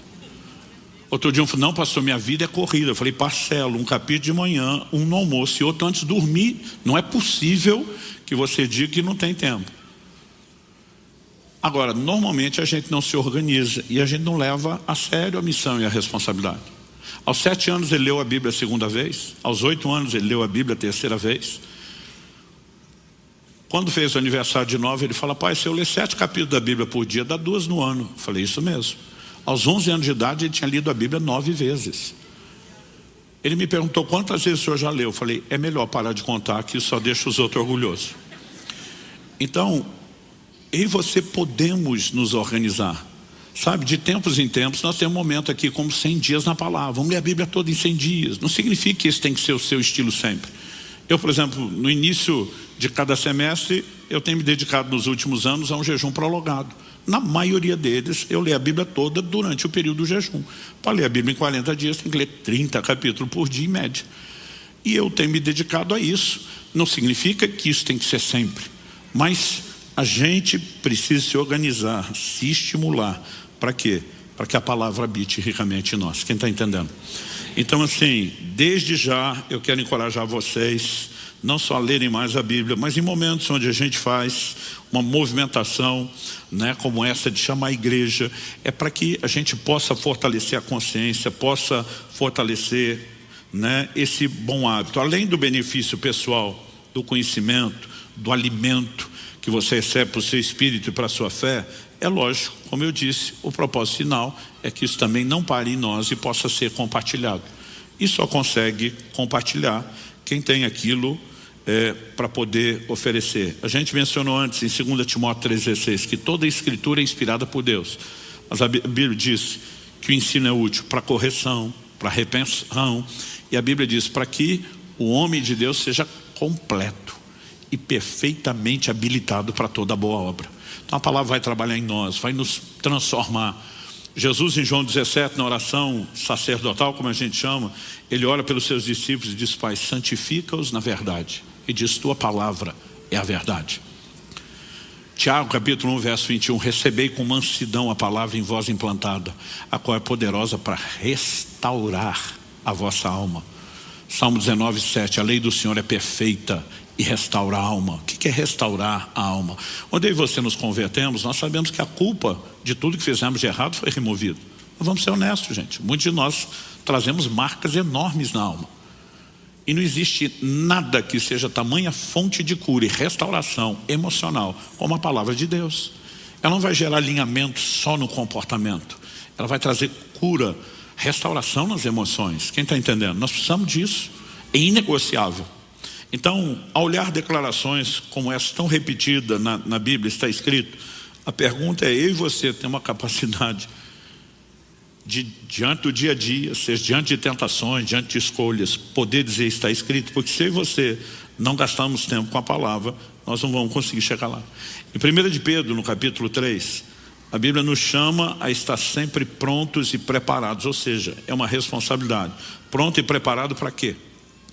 O texto diz, 1 de Pedro 3,15, pelo contrário, santifiquem a Cristo como Senhor no seu coração, estando sempre preparados. Diga comigo, sempre preparados. Estando sempre preparados para responder a todo aquele que pedir razão da esperança que vocês têm. Tem gente que até crê, mas sequer consegue compartilhar ou explicar sua fé. Ou sequer consegue sobreviver a ataques contra a sua fé. Eu sonho com um dia, e eu oro, onde nossa escola bíblica fica aqui congestionada, o povo disputando vaga, ansioso para aprender, porque de alguma forma isso, gente, não reflete só um desafio de agenda, reflete uma falta de reconhecimento de importância. Se entendemos o que é esse livro, nós vamos, como o salmista, dizer: quanto amo a tua lei. Eu não consigo acreditar um crente que diz que ama a Bíblia, mas não abre, não estuda, não se interessa, não fala a respeito dela. Então ela precisa voltar a ocupar um lugar de importância na minha e na sua vida. O apóstolo Paulo escreve aos Coríntios, ele fala da reconciliação que nós recebemos em Cristo, mas ele vai dizer que o mesmo Deus que nos reconciliou em Cristo nos confiou a palavra da reconciliação. Basicamente a Bíblia está dizendo que nós somos reconciliados com Deus para reconciliar outros, repartindo a mesma palavra que nos alcançou. Aliás, a gente tem um mote aqui, né, relacionado ao nome da igreja, Alcance, que é em cima de Filipenses 3,12. Paulo diz, eu prossigo para alcançar aquilo pelo qual fui alcançado. E a gente usa a expressão alcançados para alcançar. A gente poderia dizer reconciliados para reconciliar, né? A mesma palavra que alcançou a mim e você tem que transbordar de mim e de você para a vida de outros. Mas para isso, nós vamos ter que familiarizar com o livro. Quem está entendendo, diga amém. Não vim aqui te apontar o dedo, te acusar de estar lendo pouco, mas eu quero te encorajar a fazer mais. Mesmo aqueles de vocês que amam a palavra, que amam as escrituras, nós podemos nos dedicar mais ao estudo, à compreensão, não apenas para ter informação, não apenas para fortalecer o credo doutrinário, mas para viver plena transformação e para que a gente não seja enganado. Quando você olha desde o Éden, qual é a manobra de Satanás quando você vê a conversa dele com Eva? Ele diz, por que você não come da árvore? Não, Deus disse. Não foi bem isso que Deus disse. É sempre uma tentativa de distorcer a Escritura. Na tentação de Jesus, nós vemos a mesma coisa. Ele tentando aplicar de forma distorcida a Escritura. Agora, o curioso é que a Bíblia nos adverte de que a mesma manobra segue sendo repetida. Em 2 aos Coríntios 11:3, Paulo diz, temo que assim como a serpente com a sua astúcia enganou Eva, assim também a mente de vocês seja corrompida e se afaste da simplicidade e pureza devida a Cristo. Ou seja, o diabo segue usando a mesma manobra, tentando distorcer a Bíblia. É por isso que nós precisamos ser fortalecidos, para como Paulo disse em Efésios 4:14, para que não sejamos arrastados, né, pelas ondas, levados de um lado para o outro por qualquer vento de doutrina. Hoje você vê cristãos que são expostos, né, ao engano muito rápido. E alguns estão na maior da boa intenção. Eu vejo novos convertidos que estão nessa sede de aprender. Aí porque estão na sede de aprender, os caras já entram em tudo quanto é fora de internet, sem saber quem está falando o quê, tentando discutir assuntos para os quais eles não têm a mínima estrutura. Eles não têm nem o fundamento básico e estão tentando discutir aquilo que os teólogos estão brigando há 2000 anos. E muitas vezes isso para alguns não é sadio. Então, o melhor caminho, eu e você vamos nos enchendo da palavra, vamos aprendendo, vamos crescendo. E de acordo com a maturidade, aí sim a dieta vai mudando para você poder sair do leite para o alimento sólido. Mas nós temos a responsabilidade de nos encher da palavra de Deus. E esse, basicamente, é o meu encorajamento para você hoje, né? Apesar de construir toda essa lógica. Se o próprio Jesus tratou dessa forma, os apóstolos trataram, eu e você temos que viver pela palavra, a autoridade do livro é a sua inspiração, o zelo de viver, e para poder viver nós temos que conhecer, né? Eu acredito que a nossa capacidade de conhecer, entender, desfrutar Deus é proporcional à maneira como nós nos envolvemos com a palavra de Deus. Então, ame a Bíblia, leia, medite, estude, procure crescer, né? Invista no conhecimento. A gente o tempo todo está recomendando materiais que te ajudam no conhecimento bíblico. Temos uma escola, né? Temos muitas coisas que apoiam essa estrutura, mas tem começado o seu envolvimento pessoal e diário com a própria Bíblia. Você recebe essa palavra em nome de Jesus? Vamos ficar em pé para parecer que está acabando.